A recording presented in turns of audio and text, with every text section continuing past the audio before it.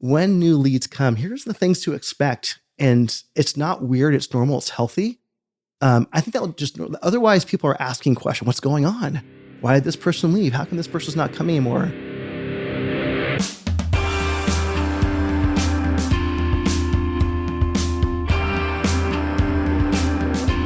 Welcome to Leaders in Living Rooms by theascentleader.org. I'm your host, Sean Morgan, bringing you access and insights to leaders and their stories. Hey, everybody, we are taking a different approach to the conversation this week with episode 38.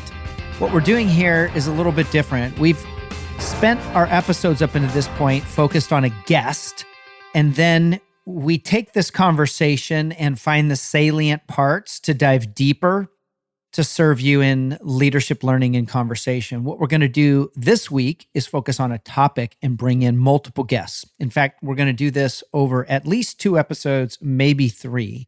And the topic, which we run into over and over again in leadership transitions, it's a good topic for anybody, but it's a salient, prominent topic in leadership transitions, is preparing the church for change, particularly around staff transitions.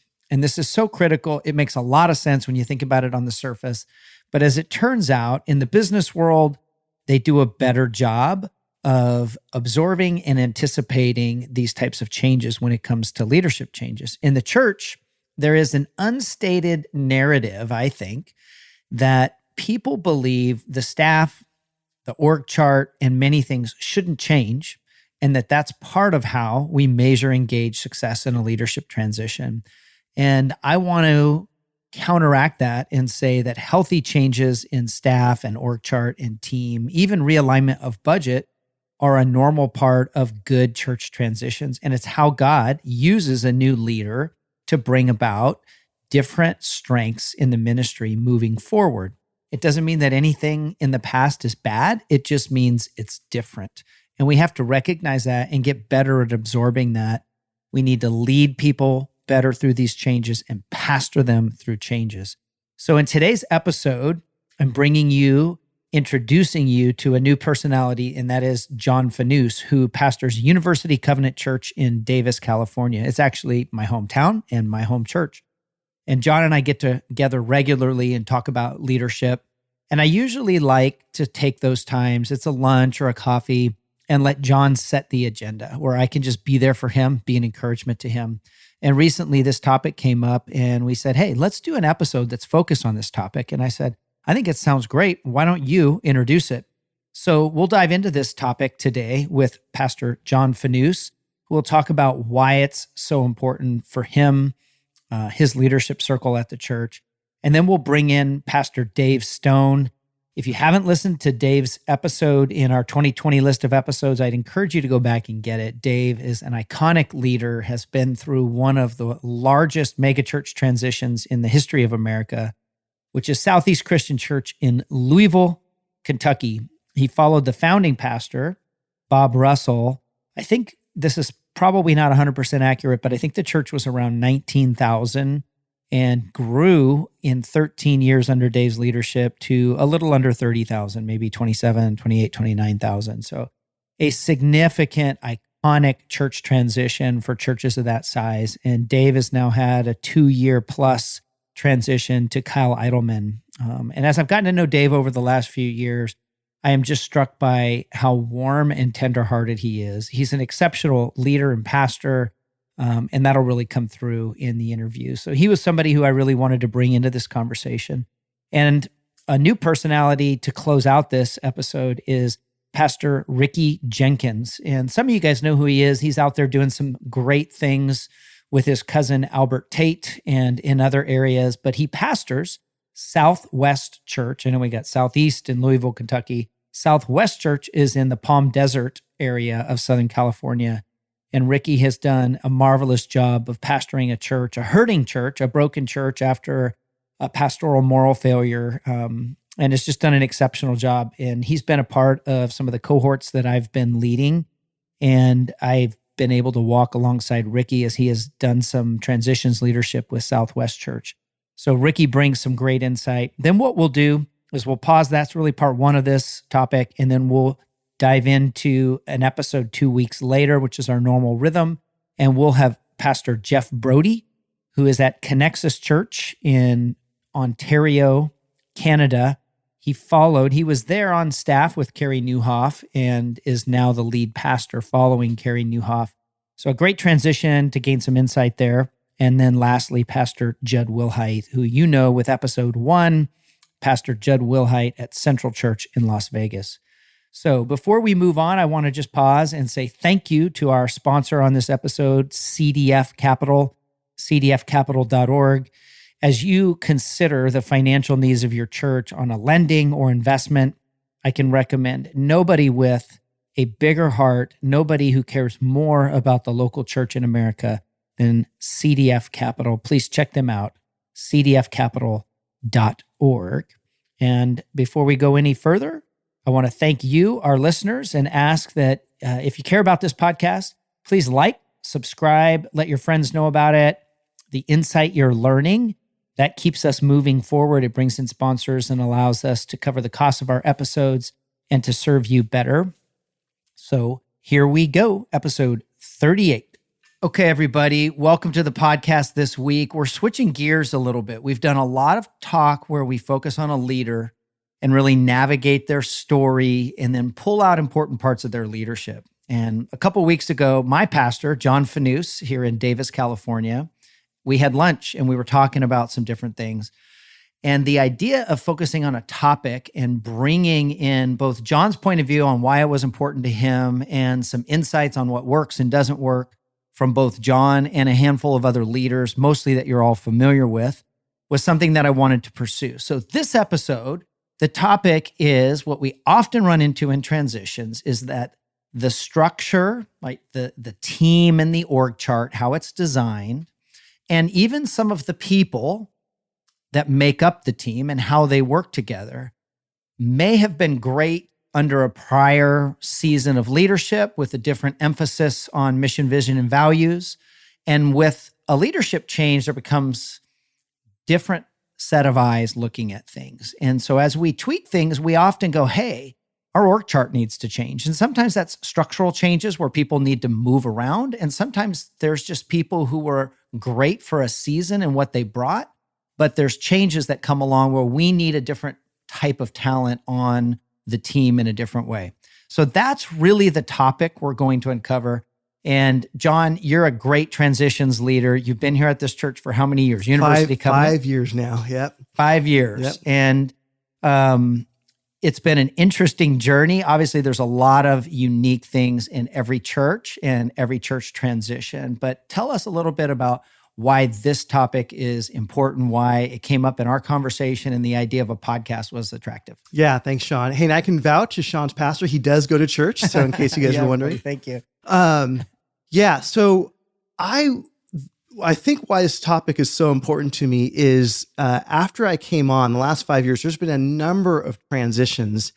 And in retrospect, I wished someone sat down with my staff team when I got there and said, here's what to expect. I wish someone sat down with my board and said, here's what to expect. I wish someone sat down with my church and said, here's what to expect. And because those things didn't happen, and honestly, I didn't even know to bring those things up in the time, there could have been more pastoral care in the process. And not having those conversations probably made for harder conversations, more awkwardness, more explaining. And I think we just could have cared for people better had we talked about this topic of staff transition on the front end. Yeah.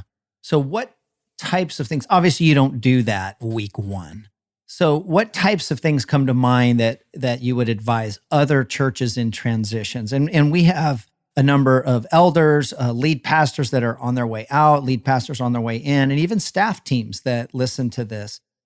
Like, when's the right season? How do you begin talking about this in a way that's affirming and encouraging, but that doesn't mean you shy away from the need to make change? Yeah, great question. And Sean, you kind of named it in the intro. Is this hypothetically say a church had the perfect staff team, like they were running, everyone was in the right place, and then you switch out the lead pastor and you bring in a new lead pastor, you could easily think, great, that lead pastor has it set, they have the perfect team. But the reality is you have a new leader, perhaps a new direction, perhaps that leader is doing culture change. And so I think that honestly, I think as soon as a church knows there's going to be a transition with the lead pastor, I think sitting down with the staff saying, hey, this is not a reflection on you guys, but there could be transition and here's why. And just be ready for that. I think that would prepare people's hearts a little more. It might cause some anxiety, but I mean, I don't know how many job shifts you've been through. I've been through a lot, but in each one, there's been a gift, like, hey, I need to leave here, but it was because God had something better over here. And so I think if it could be rephrased in that way, I just think to set expectation, that would have just been wonderful. So I think on the earlier end, helping people process that. Yeah, I think that's great. To me, there tends to be this white knuckled kind of, oh, I don't want to lose my job. Yeah, absolutely. And I do think the way that we can plant seeds to help people understand we're all stewards of the role that we're being given, and a calling.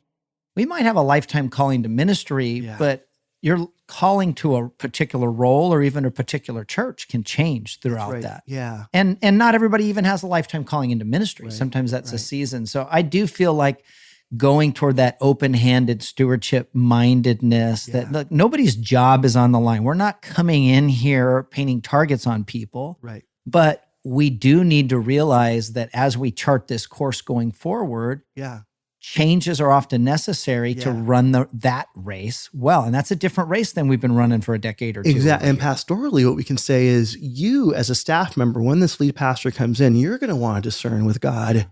Are you resonating with where the lead pastor is taking the church? Are you resonating with the culture he, or she is creating? Because pastorally, we want you to thrive. And if it's not here, it means that there's another place that's really good too. Yeah. Okay. So, one area that's really easy to go, oh, this is an easy way to, like if somebody gets an incredible job offer, right? So you had that. You had a team member that got a lead pastor role. It was just this exciting moment for this person who had incredible leadership chops to begin with. They were exercising them here, and then they were called to a lead pastor role. So that's one way that's like, okay, that's great. But that doesn't happen all the time. Sometimes you have to begin the conversation and there is anxiety. So what ways have been helpful to discover that when you're working directly with staff members that need or their role's going to change somehow? Yeah. And I wish I could say I did this perfectly. I think I have some regret, like, oh, had I known now, there's ways, but I think it becomes clear that as it becomes clearer where God is taking the church and where you're leading as a church, you want to discern, you want to help people discern, are you resonating with this direction? And also, you're also probably introducing a new culture. Hey, this is how we behave together now. And it might be different than before, hopefully healthier. And there are going to be some people who love it, other people who won't like it, but want to grow in it. And other people are like, this is just not me. Yeah. So I think just having clear conversations of, hey, this is where we're going and this is how we're doing it. I want you on the team if this works, but this is something you need to. So ideally, the staff person is doing their own discernment process. And if it's a win-win, that person's there, you want them there, God's calling them there, it's all good. But it could also be an opportunity where God is also saying, this staff person, you have done well here, and now I have a new chapter for you here. And that, like you said, I think a lot of people are fearful of change. I joke, I've been in so many job transitions that it doesn't freak me out anymore because it's always been something better. God does something wonderful. So I don't feel it as much.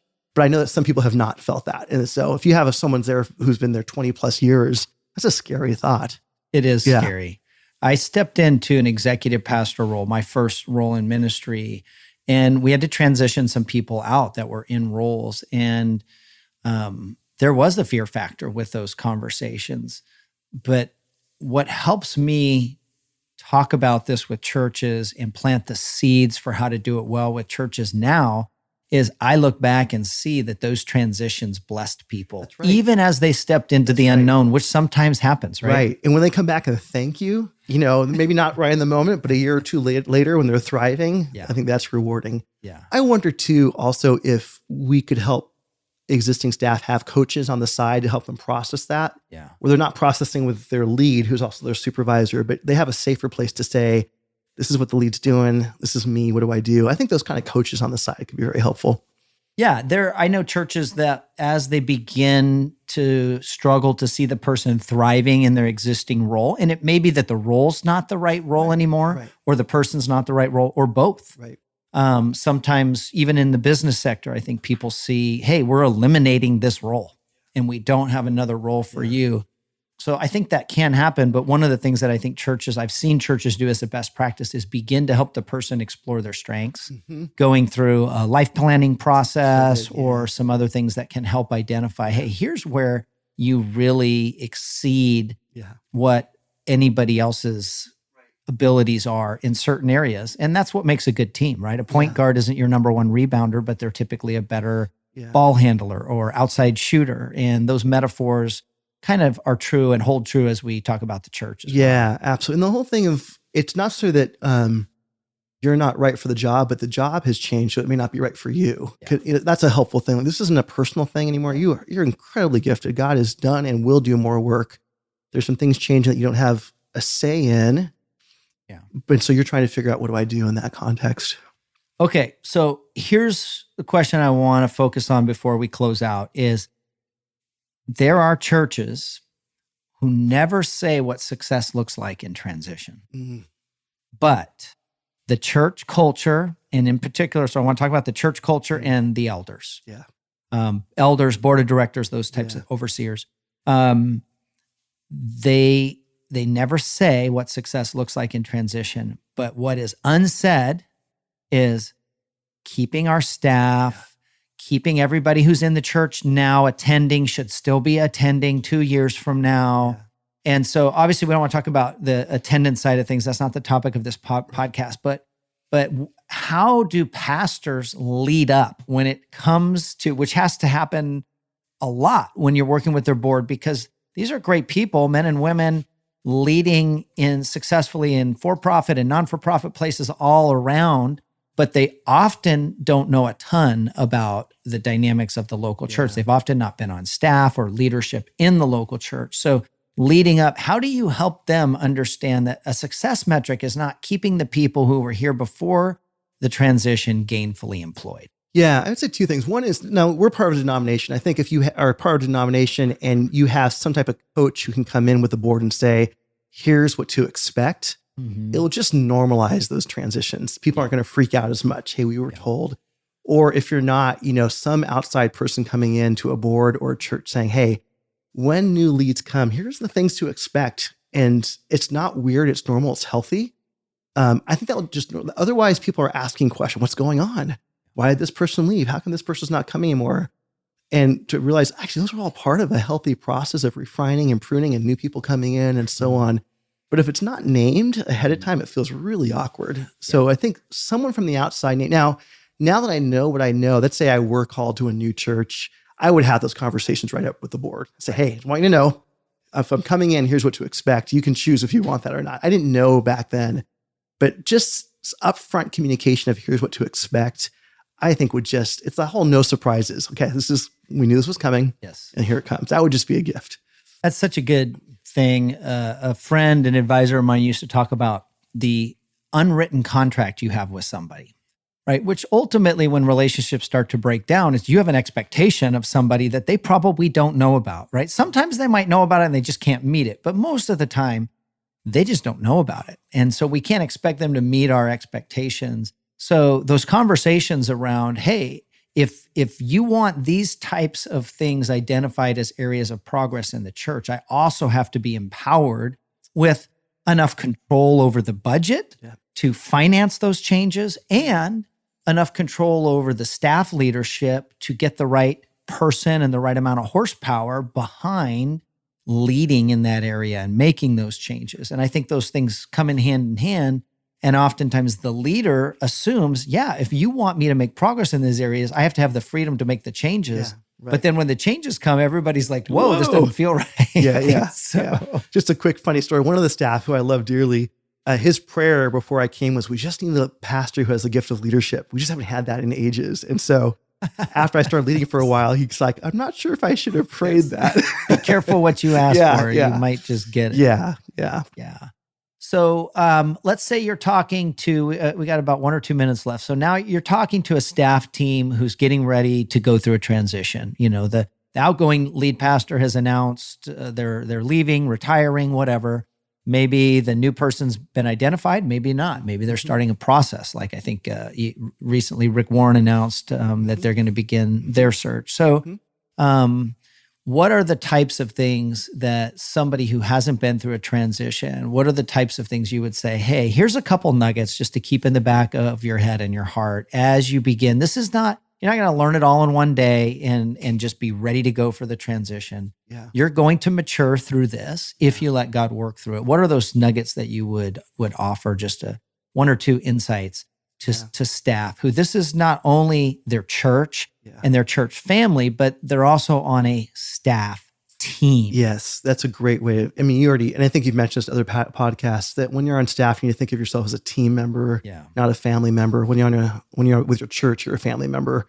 And those things are just helpful to differentiate. But I think things to pass on is God's got your back. God loves you. Thank you for the effective ministry. This season will be a defining season of what God has next for you. It could be here, it could be elsewhere, but God's got your back either way. And as you discover your new lead pastor and how this person operates, you want to be doing your own discerning. Is this what I'm called to as well? And if yes, praise God, but be open to this is a season where God's investing in you too, in your own sense of direction. I think that would just be a gift for pastors to hear, or staff to hear, in that respect. And the other thing is that transition doesn't always mean you've done something wrong. Mm-hmm. You could be absolutely faithful and things have changed around you that aren't under your control. Yeah. And that's not your fault that things have changed. And so don't do any self-blaming or blaming of others. This is just a reality.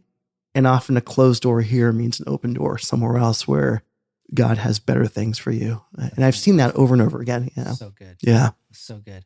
Well, Pastor John, thank you, one, for your availability. Just to dive into the opening section of this multi-parted podcast where we've got some great guests like Ricky Jenkins, Jeff Brody, Judd Wilhite, and Dave Stone that'll be speaking into other parts of this. And it just felt right for us to take our lunch conversation with no microphones and come to my home and set up the microphones and introduce this topic to our leaders. So really, really appreciate it. Well, thank you, Sean. Appreciate you much. So glad that we're family and team members. So, amen. God bless. Right. Thank you.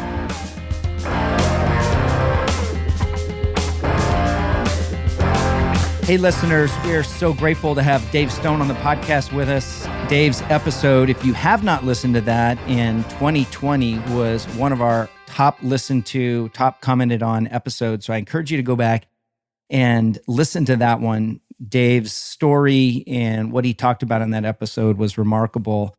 So I won't do a full intro here, but Dave was the lead pastor in Louisville, Kentucky at Southeast Christian Church, and recently transitioned out of that role where he followed the founding planter pastor and then transitioned to Kyle Idleman. And he's had other roles, doing some interim work with Harvest Bible and some communicator, lead pastor, teaching roles alongside other lead pastors at a variety of churches. I think you've taught at CCV in Phoenix, among other places, noteworthy churches.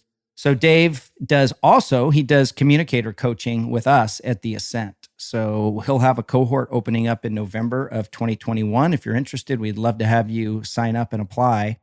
But we're staying along this topic of preparing the church for change and how do we as leaders steward that and pastor people really well in that. And it's not just the generic topic of change that we're talking about today. It's a topic of staff transitions. We might need a different org chart, or parts of the org chart might need to look different as we have leadership transitions. There's new perspective, new vision, new leadership. And sometimes people need to move around to a different role, or sometimes there's no longer a role for somebody at a church.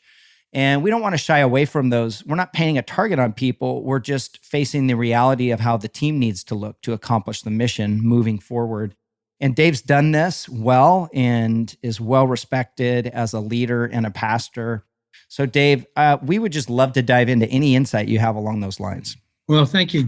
I'm really excited to get to be with you, Sean. You know how much I enjoyed Leaders in Living Rooms last time. That was so much fun. And now to have the opportunity to come back on here and talk a little bit about transition and the changing culture.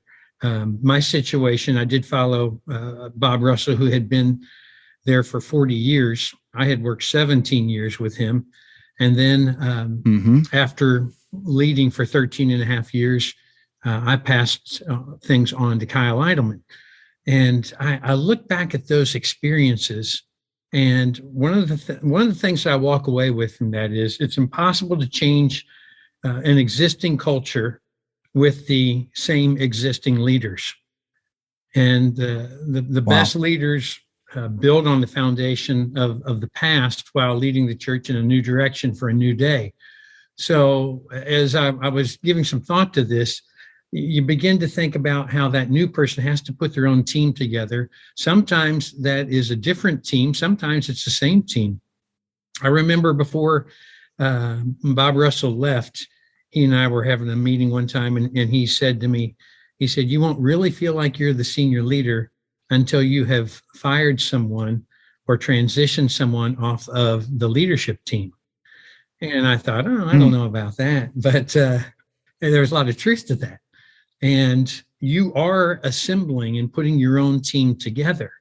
And in my case, it was kind of more of a boardroom setting. If you go back in time to the 1990s and early 2000s, you had people that the CEO or the preacher in this case would be at the end of the table. The executive pastor would be right next to him. And if something was going to come into that meeting, it was going to come through either of those two people, or it would not have become an agenda item. And they kind of could control that. And so in some ways, that was good because it was quick decisions were being made, but sometimes you missed out on everybody else's input. One of the changes I tried to make in the culture was to go to more of a roundtable feel, sitting around a circle where everybody had a voice and people could be heard. Now, yes, you can be heard with that other style that I talked about, but that was a distinctive change that had to be made. When I think about leadership, and I think about people taking on the role of that lead pastor and they're in a successful transition, I love it when the predecessor sets the person up for success. And so if there are going to be changes, and there will be, but if you know that the person who is following you is going to be going in a certain direction and they have a passion for something, I see that is the role of the outgoing person to actually try to set those winds up. I remember how Bob Russell did that with me. My big thing was unveiling the idea of multi-site campuses. And Bob Russell said in the sermon after that,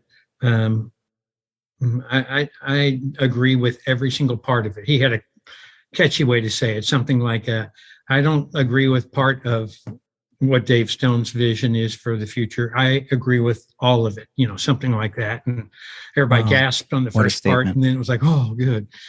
But that's that credibility that he brought to the table, and he was trying to pass it on to me, and he was using his influence to set me up for success. And so I tried to do the same thing with Kyle. I tried to find out some of the pet things that were going to be on his agenda, some of the passions that he had, and trying to talk about those in my last few months, not just holding him up, but also holding up some of the new directions that he's going to go. Let me pause there for a second, because we did a Barna survey, and are continuing to release aspects of that survey in our coaching work and our cohort work on transitions. But one of the things we found was that if we asked the same questions to the outgoing lead pastor, the incoming lead pastor, the staff, and the congregation, whenever we would ask questions about how changes are going or how healthy the church is after the transition, the single lowest scores always came from the outgoing lead pastor. And I think that is often because everything that's getting changed by the new lead pastor is something that was created under the predecessor lead pastor, the outgoing lead pastor's leadership.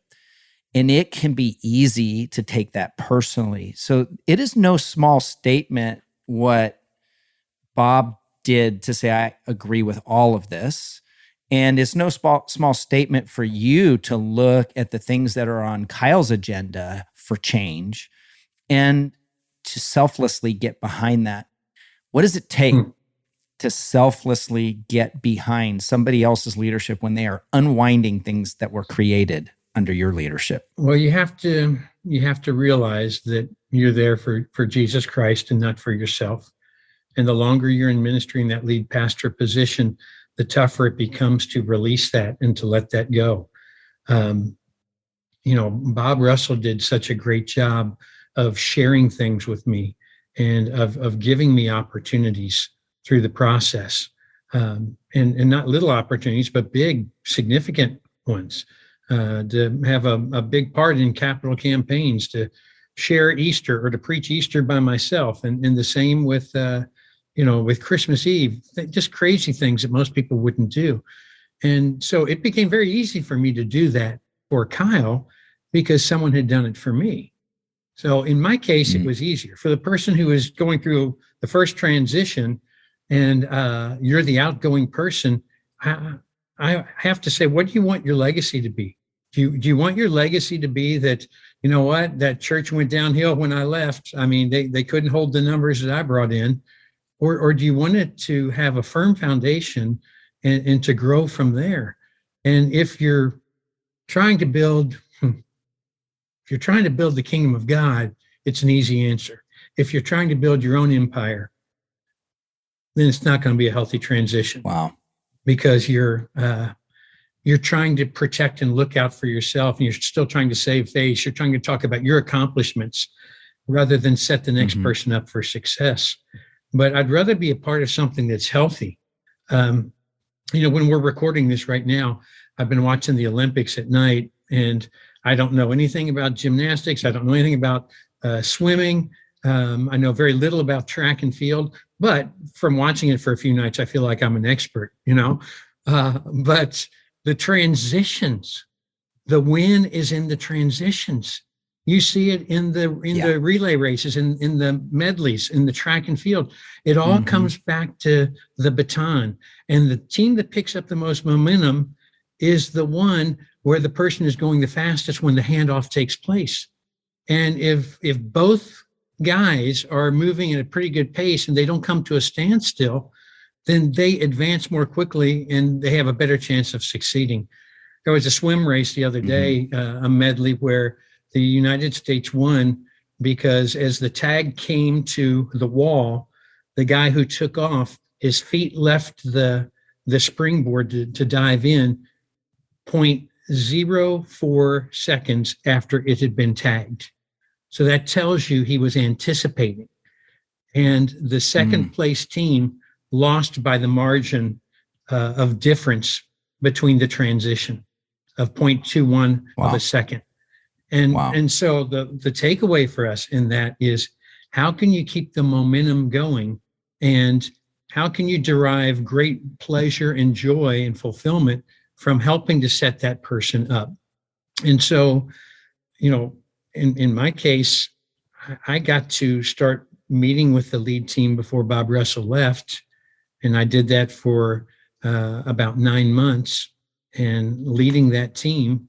And it gave me the opportunity to get buy-in from them on the mission and vision and strategies. If you want that to, usually a new lead pastor is going to go in a new direction. And so you got to find out, can I get buy-in from these guys? So don't say this is your idea. Get them to buy in. So it's their idea, it's our idea. And then, you go from there, but now you're not pushing your own agenda, you're pushing something that everybody has bought into. So when that becomes clear, right? If you decide, hey, we're here to play a basketball game or we're here to play a football game, your team looks different when you make those decisions, right? They're both athletics, they're both sports, they're both in the arena, but they're different games. And the church doesn't have to have, ultimately the mission of making disciples stays the same. Love God, love others, right? We have lots of different ways of saying that. That stays the same, but there's a lot of how, things that need to be emphasized for us to be successful in the coming 5 to 10 years versus the 5 to 10 years that got us where we are. How do you help staff, team, the difference between church family and staff team? How do you help the staff team hold their roles, titles, even their jobs loosely knowing that, hey, if we're choosing to play this game, our team needs to look a little bit different, right? When you said, hey, we need to do multi-site well, you might have some people on the team that their role's going to be less significant moving forward. And you might have some roles on the team that need to be filled by outsiders who come in with multi-site experience. How do you help them hold that open-handedly? Because a lot of times I think people get clingy to, that's my job, that's my source of income and provision for my family. That can be very difficult. That's a great question. And it comes back to a staff person has to realize that they might evolve some in different roles through the years. So for instance, what was really big 20 years ago isn't big today. A current example through COVID is, praise the Lord, that 2 years ago, Kyle Eidelman had already started moving our church forward in technology. And as a result of that, there have been great things that happened, and it dovetailed perfectly with what was the unexpected. But God was working upstream. And so Kyle began to hire people, well, very much so prior to COVID, that would excel in those areas. The other thing that I think you can do is, I think it's good to hold up before the other staff members some of the longtime staff people and the different hats that they've worn, because there are new staff that have no idea that Greg Allen was a student pastor and a great one for 8 years. And then he became the worship leader, for almost 20 years. And then he became a campus pastor for, I think he's going on 5 years now. So hold those things up to people and say, you know what, you'll be called on to do different things at different times based upon what the need is there. But the only way that works is if they still see Christ as the one who they're working for, and it doesn't matter what. Amen. Yeah. Can I give you one quick example of that? Yeah, that's so good. Yeah, please. The president of Ping is a member of CCV in Arizona, in Phoenix area. And I got to spend some time with him on a visit that I had there where I was preaching a few months ago. And I asked him how COVID had worked with Ping. He said, we're going crazy. We're growing by leaps and bounds. Of course, the golf industry went haywire because people put a Bluetooth and act like they were at home and play golf all day, right? But he said, we can't keep up with the demand. So he said, you know what we did a few months ago? We had all of our administrators, all of our vice presidents, he said, even myself, we all took 1 day a week and we made golf clubs. So look at what happens. He's there working right on the assembly line with other guys, learning how to do it. And he said, so many good things have come out of that. Not only more production, but greater relationships between the administration and the people who work on the floor. That's the type of attitude that every staff member needs to have, regardless of what title they have. Yeah. And it's demonstrated by the leadership saying, we're all going to invest in learning something new. We're going to make changes in our daily routine, setting the bar like that. That's just incredible. I also think you brought up a role about youth to worship to campus pastor, which I think was a great story. And I also think it's great to highlight two other types of changes. When people leave the organization and go on to do something great, like it's great when you get a promotion and everyone knows, oh, well, that person went to that role in that church. That's significant. But sometimes it's a lateral move. Sometimes people need to step out of the role at your church and move into the same role at another church. But the growth is in the impact of that ministry, not that they're working at a bigger church for a bigger role, bigger pay, but they're doing the same thing, but they're having a bigger impact because what that church and that community needs. And I feel like so often we cut those stories short, and you hear about them every now and then later, but really showcasing and celebrating that God's ultimately responsible for each and every one of our employees. It's not our job to create a job for somebody. And what you're hitting at is at the essence of all of this, and that is that you're building the kingdom. So when a person does make a lateral move and goes to another church, the first response is to say, oh gosh, we lost Brent Bramer, who's going to San Luis Obispo out in California to start a new church. He was one of our most dynamic young leaders. The other side of it is to get the whole church involved in this and say, guess what? There's a church plant that you know the guy who's going to be leading it. And if you'd like to give to this, if you'd like to be at the launching of this, so we sent tons of people there for their launching. So you involve them in it. Great. And you share those stories. Churches aren't good at celebrating, and they're not good at sharing stories. And yet that's the only way that you actually drive home new values. New values and setting culture. I think that's incredible. It's choosing to say, hey, there's opportunity in this story. You can say it's half empty. I think it's half full.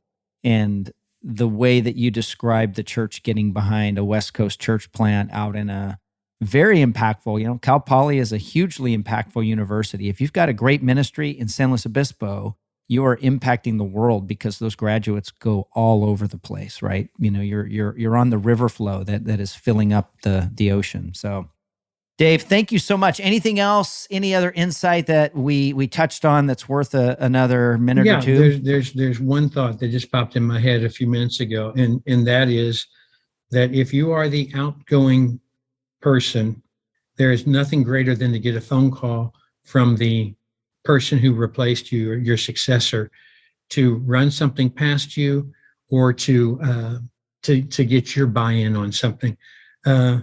I didn't do it as much as I should have with Bob Russell.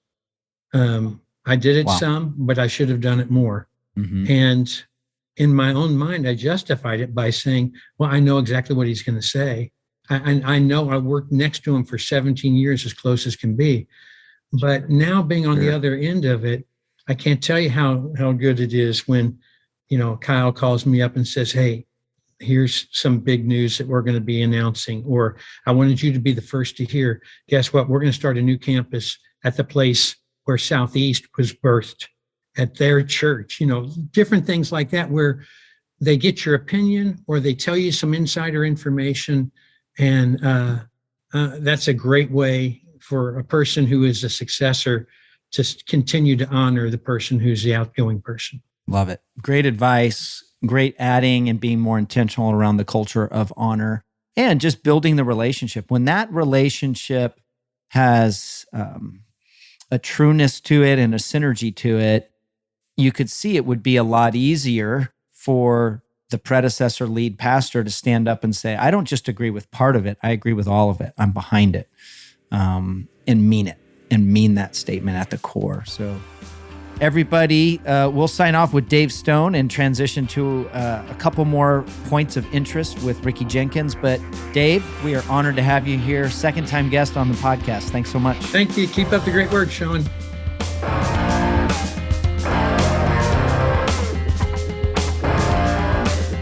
All right, podcasters, welcoming the Ricky Jenkins to the show. I hope he's a longtime listener, but he's definitely a first-time guest, and we should have had you on before. Well, welcome to the show, Ricky. Thank you, man, so much for having me on the greatest podcast in the history of the world. I love it. Dude, we are so thankful to have you. So a quick snapshot, if you missed the beginning of this, Ricky started out in ministry in Oakland, California, which isn't far from me here in Davis, California, in NorCal, the better half. Right now he's in the southern half, but you are in the better half. Take what you can get sometimes, right? And so he led a church there in Oakland as a lead pastor and also as a teaching pastor in Memphis at Fellowship Church. And about 3.5 years ago, took the lead role at Southwest Church in the Palm Desert area of Southern California. So, Ricky, we are so thankful to have some of your wisdom and insight. You've been a part of a cohort that I led with transitioning pastors, and those journeys together were insightful, not because of what we always heard, but because of what everybody brings. Mm-hmm. And you're one of those guys like E.F. Hutton. When Ricky talks, everybody stops and listens. And I think that's because of multiple things. I mean, obviously, you're a wise guy. I'm looking at a few thousand books on the bookshelves behind you, man. But also, I think the heart behind your work. Like, you're a guy who really deeply cares about the significance of your work. And I picked that up the first time we got connected. And so I'm privileged to be able to just steward a part of this conversation. And really, the inception, as the listeners know on this episode, came from my lead pastor, asking about ways to prepare the church for change, particularly around staff changes.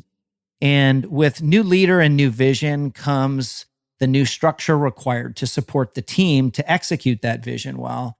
And I think a lot of times we would not say this in a church transition, but part of the culture in the church, and maybe even in the elders, the staff, or the lay, the body of the church, is, wow, everybody who's here today should stick around for a really long time and like all the new things that this new leader is going to bring.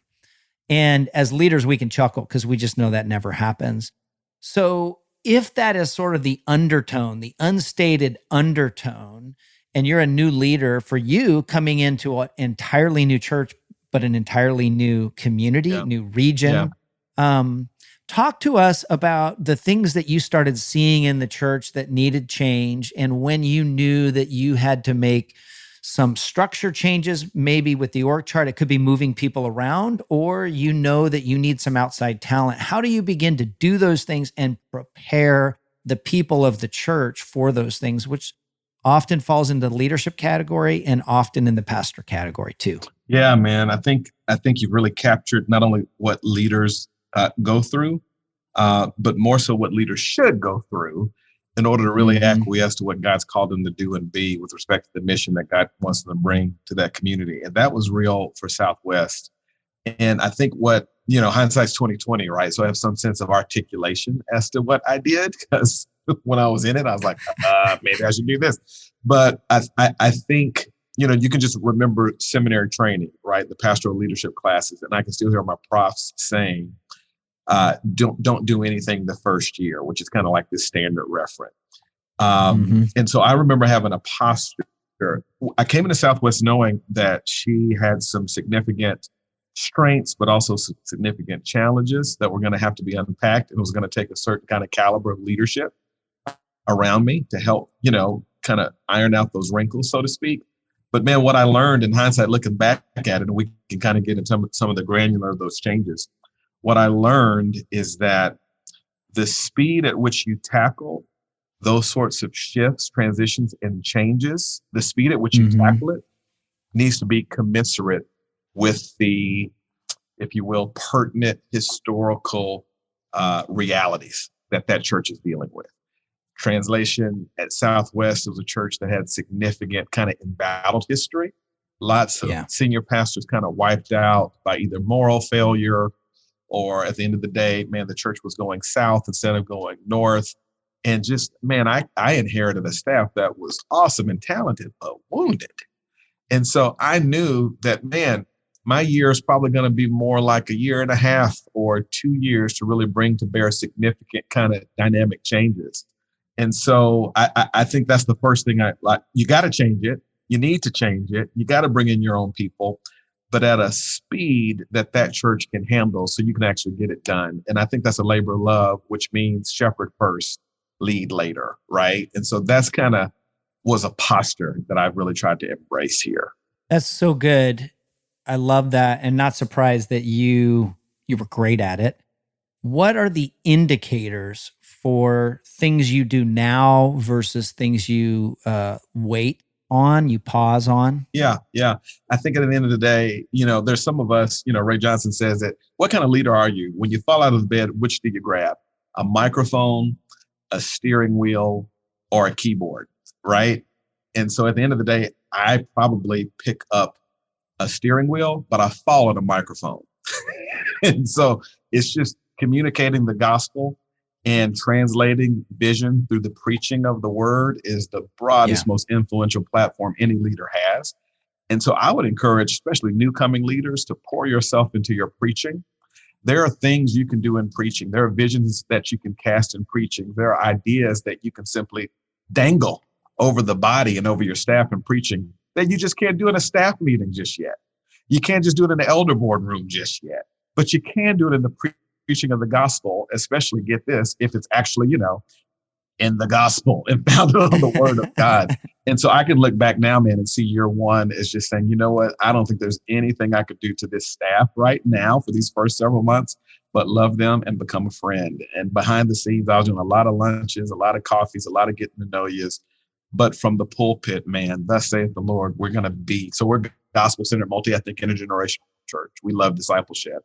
And that was coming out in the pulpit. And the idea of changing on a dime and being more of a missional church, that's a battleship and not a cruise ship. I presented all that stuff like 2 years later, but they heard it every Sunday near about from the pulpit. So I think pour yourself into your preaching because that's all you got, and then pour yourself into relationships. Yeah. There's interesting things. I got two more questions that are coming out of this. The first one is this idea of what sort of influence do you have when you show up? And you have more influence when you're already there. If you're the teaching pastor and then you step in the lead pastor role, you have more influence. It might not be good. It's influence, but you have to gauge whether it's good or bad. But when you're coming in from across the country into a new community, it's not like you were interning at this church or doing things, in your 20s. You came in, the church is hurting, having gone through just some crazy, hurtful things like you talked about. What sort of influence did you have early on? And then as you began to journey those first few years with the churches, how would you categorize your influence changing to where you felt like you could go at a different pace or go deeper with change? Yeah, man, that's a really good question. When I look back as a new leader, and I think mine is somewhat complex, Sean, right? Like I wasn't just a new leader coming from clear across the country for a largely white evangelical 50-year-old church. I'm not sure if anyone in our church had ever thought they would sit under a Black pastor, right? So I kind of had these two weights on my back, new, young, Southern, new, right? But then, man, African-American. So in some ways you kind of felt like, okay, I can't screw this up for the other Southern guys and the other Black, all those kind of lies that are in your head. But I think because the church had been led so well in the interim with Ray Johnston, Jack Hamilton, and some other guys, they really got them to a point where they were just ready for anything new. And I think at the end of the day, that was the influence. Sound teaching for sure, loving people for sure. But man, don't underestimate the new card, is my point. Here's the thing. I got a new card that it doesn't give me license to just, be boisterous or take too many risks and to be too spontaneous, but it does give me freedom to kind of just, project into some things, right? It gives me some freedom because at the end of the day, everybody's making their decision on whether or not they were going to like you, and they're going to take their time to do it. So I think that new card was the influence that I had. And I think once I had the time to kind of give more credibility in the way of building relationships, being nice to people, fixing, honestly, some just low-hanging fruit problems that were just, hey, that's simple, do this, not that. Because people just need a leader to sometimes make decisions. And so there was very minuscule decisions I made the first few months that we got fixed. I think that really gave me a lot of influence in the way of, you know what, he's new. He seems to be a bit dynamic and charismatic, and he hadn't screwed up big yet. And even if he does screw up, he's new, and that's okay. So I say taking advantage of the new card is a real opportunity.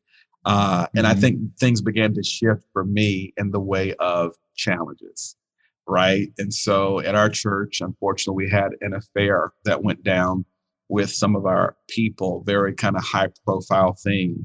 And to come in and stabilize that, right? To put sound leadership around that. A church that's used to so many of those disruptions. And I think, right, I think they're able to say, oh, wow, the new guy got through a challenge. He has more influence with me now. Obviously, COVID has been the big deal thus far. We've raised money at different junctures in order to kind of fix some problems here in our city. So the challenges and the wins that come with just getting something done and getting mountains climbed, I can look back now at 3.5 years and say, yeah, a little bit more credibility. But also be advised, everybody out there listening, you don't become the pastor till after the 5th year at best. And so having a certain kind of humility to understand that at the end of the day, there's something in folks' souls that just doesn't move to the other side of the gate until time has passed, and honoring that and knowing that, not getting frustrated about that, because it's just reality.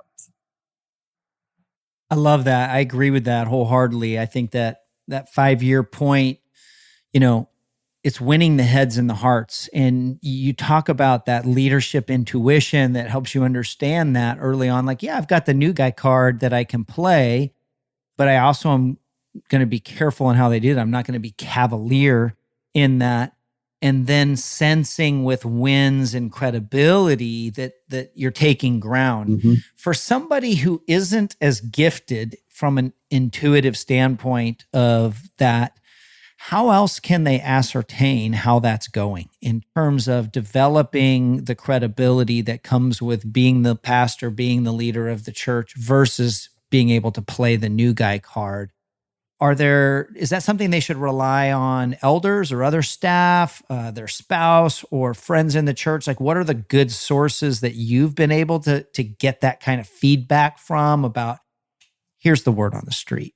Yeah. And I think the new leader has to be cognizant of just the reality that, man, your first few months, probably your first couple of years, you're not getting good intelligence. You're just not. You got to be faithful. At the end of the day, Wow. The other side of the new card, man, is that, 9 times out of 10, if you're preaching Jesus and loving people, there will be a honeymoon, right? And you just can't trust intelligence in the honeymoon. And so to your point, I think leaning into folks who are in relationship with, who are checking on your sermons, that you do have a safe space to talk about how the board meeting went. Obviously, spouses is the best indicator as to how we're showing up. But I think there's a certain sense of Moses walking into Pharaoh's palace a few times and not really knowing how this is going. And I think is walking into the Israelites to say, hey, I'm trying to get you guys to go out of there. And they're running them out of the room and saying, I don't know if I'm successful or not, but I am doing what God told me to do. And I think those first couple of years, you really have to lean into the voice of one. Now, I think if you're faithful to that, though, the news reports get more clearer and more honest. Because you know how it is, Sean. The day you become the CEO is the last day you hear the truth. Yeah. So it's just true. real. Yep. That's so good.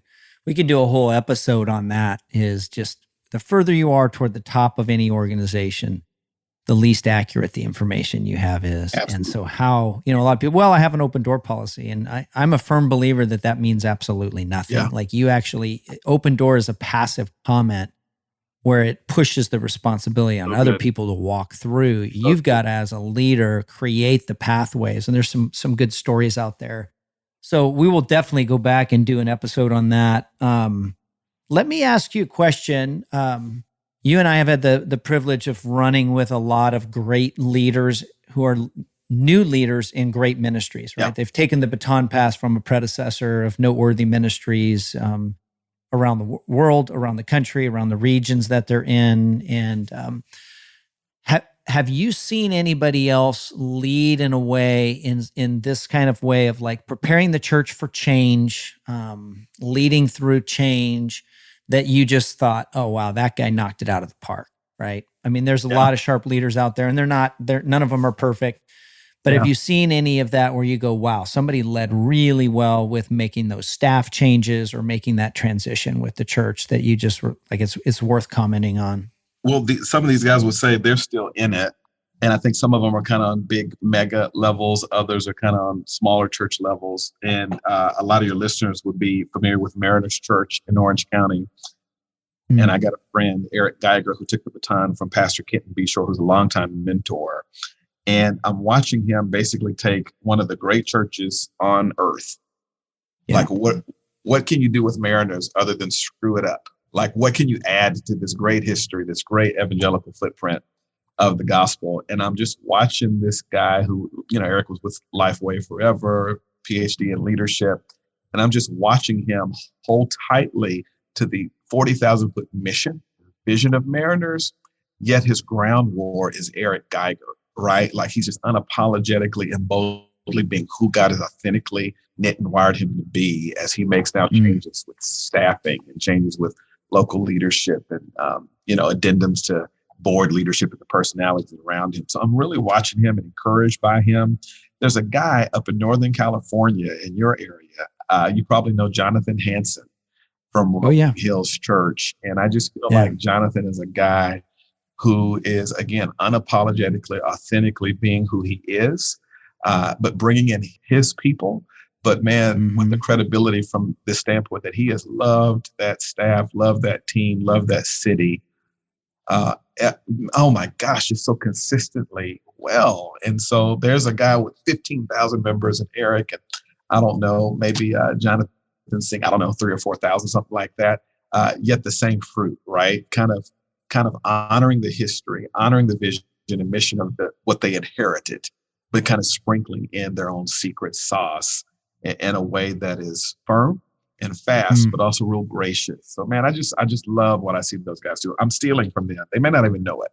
Yeah, that's good. No, those are guys that have poured in. Jonathan's been in a cohort for 3 or 4 years, and Eric's hosted many cohorts alongside Kenton with us. And yeah, you're absolutely right. Again, no transition is perfect. We don't want to spread that, but there is a great story in every transition, that that side of honor, that side of like, we're holding tight to this, but we have our own way of doing it in terms of new leadership. So that's great. Well, Ricky, thank you so much for being on the show. Thank you for your wisdom and insight. And I can't wait for our listeners to get to know you through all that. Man, thanks for being my friend, and thanks for providing this resource for leaders, brother. It's good talking. Hey, everybody. Before we close things out, I just want to say thanks for listening. I hope you found this topic-centric approach to helping the church embrace change, particularly transitions with your staff in a church setting. Let me know what you think. You can reach out to me at sean@theascentleader.org. If you want to know what is really the inception of all of these topics, of all of these conversations, they really are sparked in the cohort environments that we lead in at theascentleader.org. And I would encourage you, if you're a transitions leader, to check out the cohorts we have. We've got several cohorts kicking off this fall that are full, but we've got a few more in Q1 and Q2 of next year that I encourage you to apply for. So check out our transitions cohort.